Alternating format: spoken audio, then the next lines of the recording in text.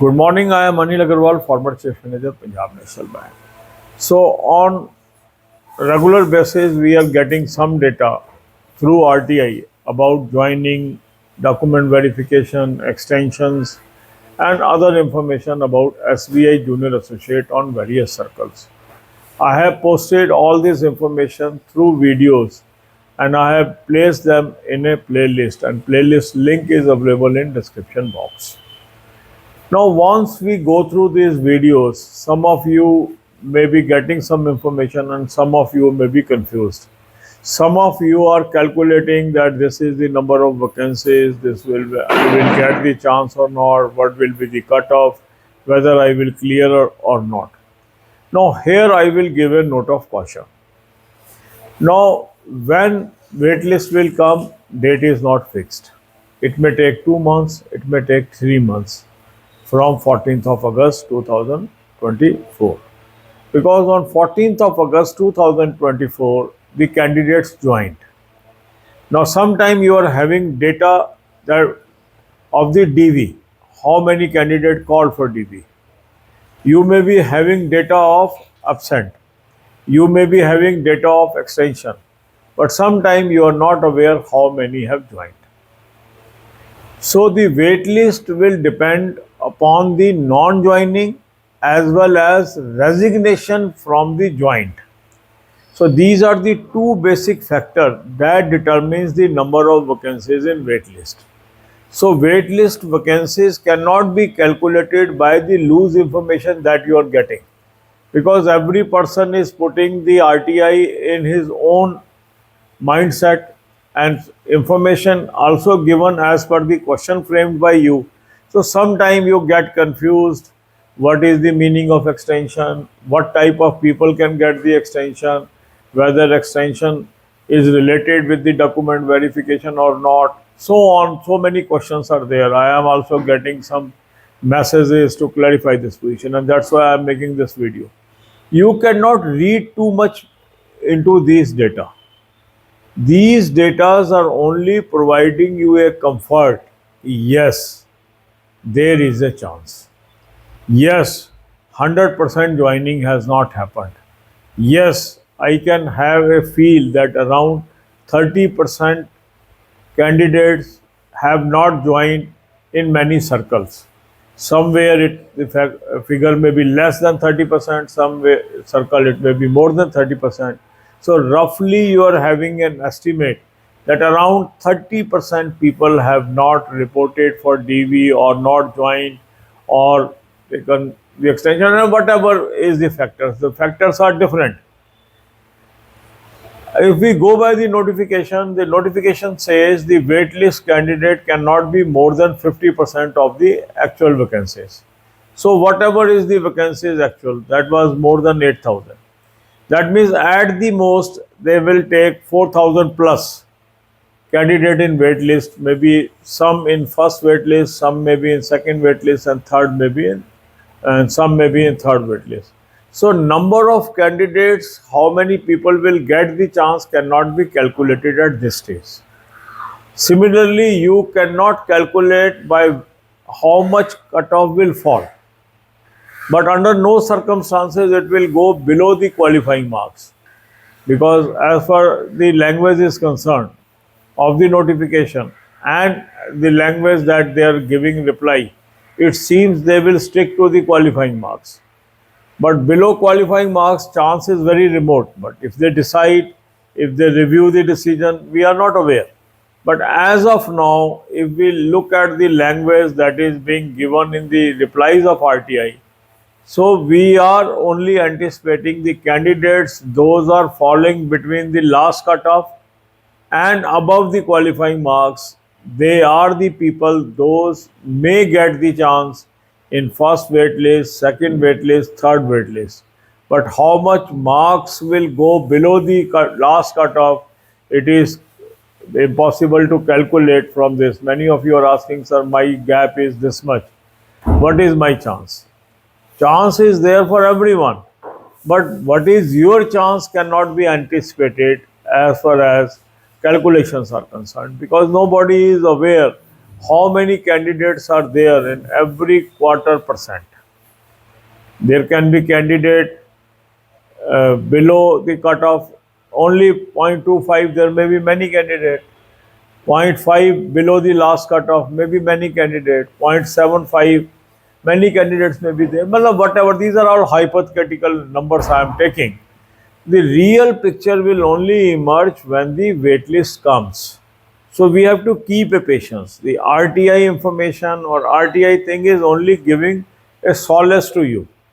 The purpose of all these videos and purpose of all this information is to tell you what is happening. Whatever information people are gathering, I am only broadcasting it on a broader platform through my videos.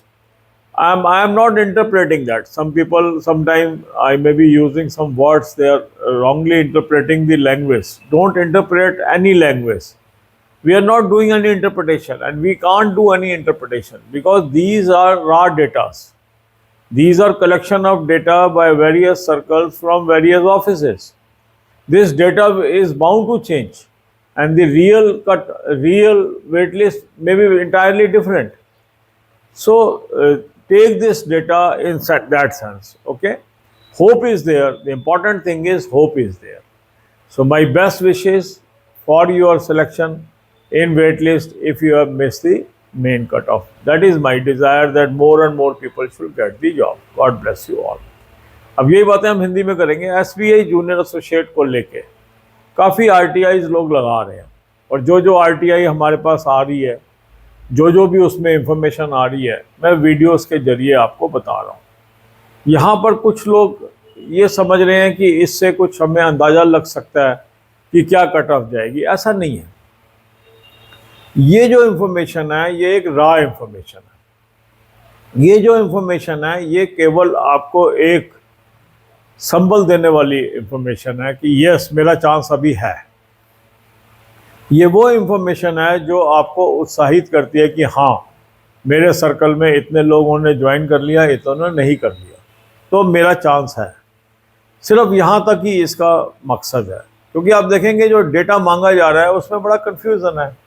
कोई पूछ रहा है कितने लोग DV के लिए आए हैं, कोई पूछ रहा है कितने लोग एब्सेंट रहे हैं, कोई पूछ रहा है कितने लोग LPT में फेल हो गए हैं, कोई पूछ रहा है कितने लोगों ने एक्सटेंशन ले ली है। तो इससे क्या हो रहा है कि कुछ आप कंक्लूजन्स नहीं निकाल सकते। अगर मैं सोचूं कि मैं इससे जमा घटा गुना भाग करके कोई आंकड़ा निकाल सकता हूँ, वो नहीं निकल सकता। ये रॉ आंकड़ा है।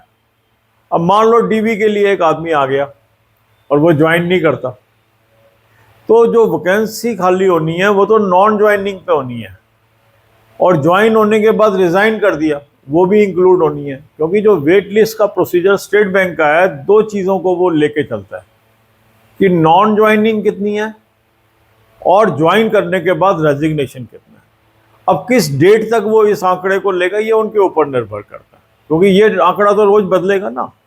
अब कई लोग ज्वाइनिंग में लेट हो जाते हैं तो ये आंकड़ा ज्वाइनिंग का बदलता जाएगा। कुछ लोग ज्वाइन करके कहीं और नौकरी लग गई, छोड़ के चले जाते हैं पर रिलीव नहीं हुए अभी। कुछ लोगों ने सिर्फ नोटिस दे दिया, अभी उनका नोटिस एक्सेप्ट नहीं हुआ तो विड्रॉ कर सकते हैं वो अपना रेजिग्नेशन। तो ये डेटा हमेशा फ्लूइड रहेगा। ये डेटा किसी भी दिन एक फिक्स डेटा नहीं हो सकता। कई लोग ये गलती कर रहे हैं, इसको जोड़ जमा घटा करके कैलकुलेशनें कर रहे हैं। मेरा मानना ये है कि ठीक है, ये अपने मन को तसल्ली देने के लिए अच्छा है, पर इससे कोई आंकड़ा नहीं निकल सकता कि इतनी बड़ी वेट लिस्ट आएगी। हाँ, इतना जरूर उन्होंने बताया SBI ने कि जो टोटल वेट लिस्ट का साइज हो सकता है वो एक्चुअल वैकेंसीज का कैटेगरी वाइज 50% से अधिक नहीं हो सकता। तो अगर 8000 से अधिक टोटल वैकेंसीज हैं तो जो टोटल तीनों वेट लिस्ट आएंगी उसमें मिला के कुल जो कैंडिडेट हैं वो 4000 प्लस होंगे। 4000 से कम भी हो सकते हैं, 4000 प्लस जो भी वैकेंसीज हैं उसका 50% तक हो सकते हैं। अब कई जगह ऐसा होगा कि किसी कैटेगरी के अंदर क्वालिफाइंग मार्क्स से नीचे कैंडिडेट ज़्यादा हैं और क्वालिफाइंग मार्क्स से ऊपर कैंडिडेट है ही नहीं, तो वहाँ तो फिर नीचे नहीं जाएंगे ना वो। अभी तक का समझ आ रहा है जो लैंग्वेज है स्टेट बैंक की, उसमें यह है कि वो क्वालिफाइंग मार्क्स को बदलने वाले नहीं हैं।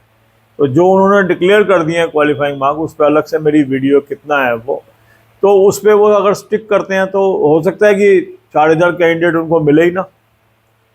ठीक है, तो इसलिए ये सारी फ्लूइड सिचुएशन है। जो भी ये इन्फॉर्मेशन है, कई लोग मेरे पास मैसेज आ रहे हैं कि सर आपने ये कहा वो कहा, इसका क्या मतलब, इतनी इंटरप्रिटेशन में मत जाइए। मेरी आपसे रिक्वेस्ट है, इतनी इंटरप्रिटेशन में मत जाइए, इसमें कोई सटीक इन्फॉर्मेशन नहीं मिलेगी आपको। ये जो इन्फॉर्मेशंस होती हैं ये सिर्फ एक मन को तसल्ली देने वाली इन्फॉर्मेशंस होती हैं कि चलो कुछ तो है ना, जैसे कहते हैं ना डूबते को तिनके का सहारा, ये होता है इसका अर्थ कि अभी मेरा मेन कट ऑफ में नहीं आया था, क्या अभी भी मेरी होप जिंदा है, ये है आरटीआई। ये नहीं कोई आपको बता सकता कि आपका नंबर आ जाएगा कि नहीं आ जाएगा, कोई भी नहीं बता सकता। क्यों नहीं बता सकता? क्योंकि हर कट ऑफ के नीचे 0.25 स्कोर के ऊपर कितने कैंडिडेट हैं ये हमें कैसे पता, और कितने नीचे तक कट ऑफ चली जाएगी ये कैसे पता, ये कोई नहीं जान सकता। ठीक है ना, ये तो जब ये आंकड़े तैयार होंगे, अब 14 अगस्त को ज्वाइनिंग हुई है, 14 अगस्त के 2 महीने बाद भी वो लिस्ट निकाल सकते हैं, 3 महीने बाद भी लिस्ट निकाल सकते हैं, कितना भी टाइम लग सकता है, कोई फिक्स टाइम तो नहीं है ना इसके अंदर। कई लोग कह रहे हैं कि सर हमें लगता है अक्टूबर में आ जाएगी लिस्ट, आ जाएगी, अच्छी बात है। कुछ लोग कह रहे हैं नवंबर में आएगी ये लिस्ट। अभी से आप ये कुछ भी नहीं जान पाएंगे, जितनी मर्जी आप इसके अंदर आरटीआई लगाएंगे कि वेट लिस्ट कब आएगी, वो डेट आपको नहीं बता पाएंगे। क्यों नहीं बता पाएंगे? क्योंकि अभी ये निश्चित ही नहीं हुई होगी कि किस दिन डेट निकलनी है वेट लिस्ट। ठीक है, अभी तो लोग को ज्वाइनिंग का उन्होंने मौका दिया, कुछ लोग ज्वाइन कर गए, कुछ नहीं किए होंगे, कुछ ने एक्सटेंशन ली होगी, कुछ ने ज्वाइन ले करने के बाद रिज़ाइन कर दिया होगा, कुछ को पोस्टिंग को लेके अभी जद्दोजहद चल रही होगी, वो कोशिश कर रहे होंगे पोस्टिंग ठीक हो जाए, नहीं हो जाए तो छोड़ने के लिए मन बना चुके होंगे। ऐसे बहुत अभी फ्लूइड सिचुएशन है, ये इतनी जल्दी है। हमें लगता है कि चलो 14 को ज्वाइनिंग हो गई, अब सब कुछ हो गया, चलो 15 दिन में एक नई लिस्ट आ जाए, ऐसा हो नहीं सकता। ऐसा इसलिए नहीं हो पाता क्योंकि अभी ज्वाइनिंग्स हो रही हैं, फिर डेटा कलेक्शन होंगे, फिर वो देखेंगे हमें, जब पूरे इंडिया से डेटा मिल गया उसके बाद वो कोई डेट निर्धारित करके अपनी वेट लिस्ट निकालेंगे, फिर उन वेट लिस्ट कैंडिडेट्स को डीवी के लिए बुलाएंगे, फिर उनकी ज्वाइनिंग होगी। तो ये एक प्रोसेस है, इस प्रोसेस के अंदर हमें पेशेंस रखने से ही फ़ायदा होगा। सिर्फ ये जो हम डेटा आपको आरटीआई का शेयर कर रहे हैं, आप ये समझिए कि सिर्फ जो कुछ आप भेज रहे हो मुझे, जो डिफरेंट कैंडिडेट कलेक्ट कर रहे हैं आरटीआई के थ्रू, उसको हम एक वाइडर प्लेटफॉर्म पे बता रहे हैं। यहाँ पर मैं कोई इसके अंदर अपना एनालिसिस नहीं डाल रहा हूँ, और ना उसको एनालिसिस की तरह आप समझिए। ये आप समझिए कि एक डेटा आपके साथ शेयर हो रहा है कि हाँ इस सर्कल के अंदर इतने लोग बुलाए गए, इतने लोग ने डीवी में पार्टिसिपेट किया, इतने लोग एब्सेंट रहे, इतने लोग एक्सटेंशन पे गए। अब कहीं पर ये हो सकता है कोई पूछता है सर एक्सटेंशन की फिगर इसमें इंक्लूड है, एक्सक्लूड है, ये कैसे पता लगेगा? एक्सटेंशन अब कई लोग कहते हैं कि डीवी होने के बाद ही मिलेगा, अब कई लोग कहते हैं कि एक्सटेंशन डीवी से पहले भी मिल सकता है, तो अलग अलग इंटरप्रिटेशंस हैं। अब मान लीजिए एक आदमी हॉस्पिटलाइज है और डीवी की डेट आ गई, वो डीवी पे नहीं गया, एक्सटेंशन अप्लाई करता है, या एक्सटेंशन नहीं मिलेगी उसको? मिलेगी, क्योंकि मेडिकल इमरजेंसी है। ठीक है, बहुत लोग हैं, कहीं खासकर फीमेल्स के केस में डिलीवरी के केसेस होते हैं, वो ऐसी एडवांस स्टेज ऑफ डिलीवरी है, वो जा ही नहीं सकती डीवी पे, किसी भी दिन हॉस्पिटल में एडमिट होना पड़ सकता है, क्या उसको बैंक कंसिडर नहीं करेगा?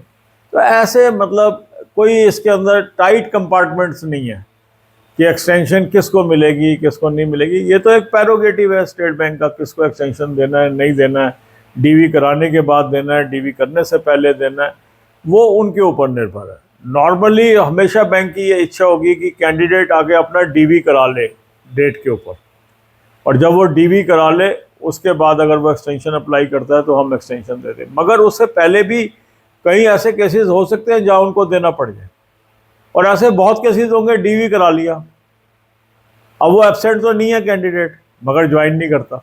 अब वो आंकड़ा कहाँ पे आएगा? वो आंकड़ा तब आएगा जब आपके पास ज्वाइनिंग का आंकड़ा हो।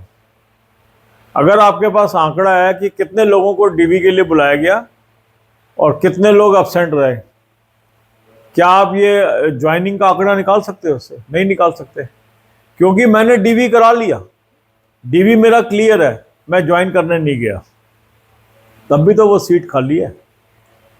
तो इसलिए ये आपको वेट करनी पड़ेगी कि ज्वाइनिंग एक्चुअल कितनी होती है, और ज्वाइनिंग होने के बाद उसमें से कितने लोग रिजाइन कर गए, जो वो आंकड़ा निकल के आएगा स्टेट बैंक के बाद, उसको आधार बना के वो first wait list, second wait list और थर्ड वेट लिस्ट निकालेंगे। ये वेट लिस्ट 14 अगस्त के 2 महीने के अंदर भी आ सकती है, 3 महीने के अंदर भी आ सकती है और अधिक टाइम भी लग सकता है। यूजुअली हम इसको पीरियड को रफली कैलकुलेट करके चलते हैं कि 2 से 3 महीने अगर हम 14 अगस्त में जोड़ें तो उसके बीच ये वेट लिस्ट आनी चाहिए, ये अनुमान होता है। तो इसलिए अगर 14 अगस्त में 2 महीने जोड़ते हैं तो अक्टूबर आ जाता है, 3 महीने जोड़ते हैं तो नवंबर आ जाता है। तो हम सेफर लेके चलते हैं, पहले आ जाए तो सबको खुशी होगी, और अगर हम सेफर पीरियड लेके चलेंगे यार नवंबर तक आ जाएगी, तो ये है कि हमें दुख नहीं होगा कि नवंबर में आई है। मगर अगर अभी से हम सोच के चलेंगे अक्टूबर में आ रही है, अक्टूबर में आ रही है, अक्टूबर में ना आई, तो अक्टूबर जो त्योहारों का महीना है वो काटना मुश्किल हो जाएगा आपको। ठीक है, गॉड ब्लेस यू ऑल।